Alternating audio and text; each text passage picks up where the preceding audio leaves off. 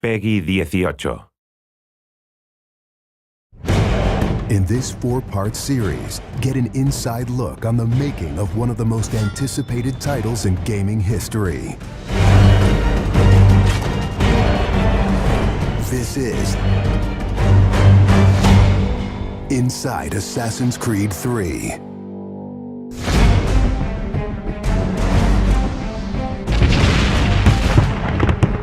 Something we really wanted to emphasize was the sheer brutality of combat in the period. We've all seen the paintings of the revolution, and death is glorified, death is angelic, but it wasn't that way on the battlefield. It was a brutal conflict. It feels that you're constantly going through dynamic fights, and that's not something technically we could do in the past. So it was like a personal challenge on the team to say, no, I think we can do this.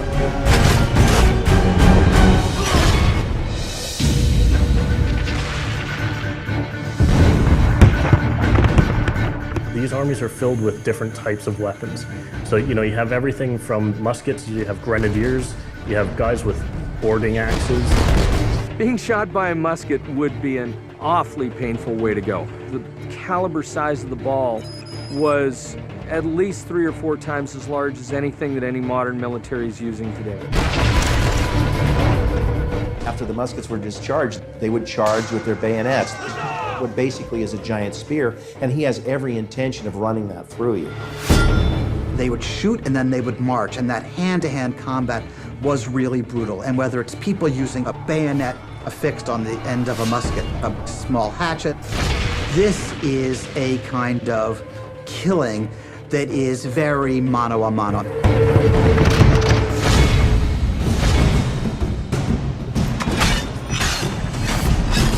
All the animations, all the weapons are brand new. It was interesting to start on a new style of fighting that is much more close and aggressive. Connor's favorite weapon is the tomahawk, obviously super deadly in hand-to-hand combat. Also the bow and arrow. It fits with his native heritage and it's lethal. The rope dart, it's a real accurate Chinese tool that we found the references for that period as well. He can use it from the ground, so he can bring the enemy towards him. It gives him the ability, for example, on a tree, to hang someone from above.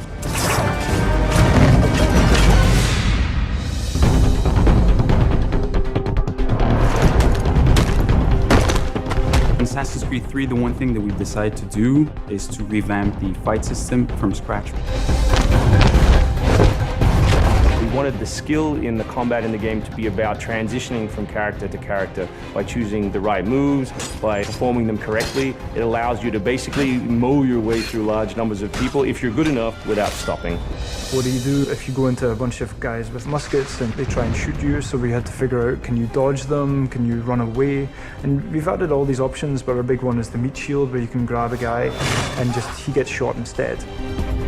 Our mocap guys are stuntmen. We spent a long time with them rehearsing and figuring out exactly what would be the greatest choreography. We had to go through, like multiple people.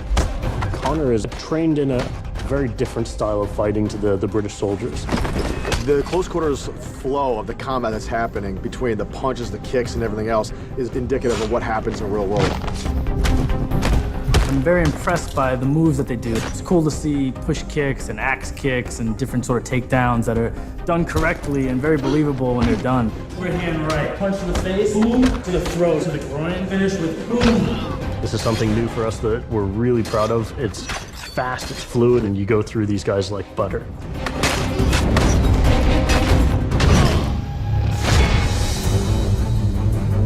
Connor is essentially the first guerrilla fighter. He's someone whose goal is always to move behind enemy lines, to pick off his target, and to escape. Employing guerrilla tactics, or what we now know today as asymmetric warfare, was something that truly was a component of the American Revolution. They learned what we would think was guerrilla-style warfare. You sort of hit quickly and then disappear. American tactics were really frowned upon by the British because the Americans did adapt the tactics that were used by the Native Americans from the French and Indian War. The first big battle at Lexington and Concord takes place on a New England town green. And as the soldiers march back to Boston, they are marching along a dirt road lined by stone.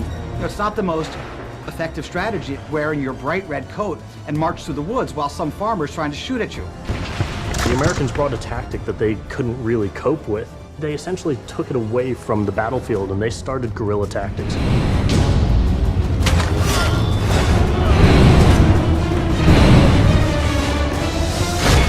Next time on Inside Assassin's Creed 3, the hero behind the war. Connor is the hero of the American Revolution. He's a bit more like Dirty Harry. Connor is the current day Special Forces soldier. Silent, stealthy. He's fighting for freedom and he's fighting against tyranny.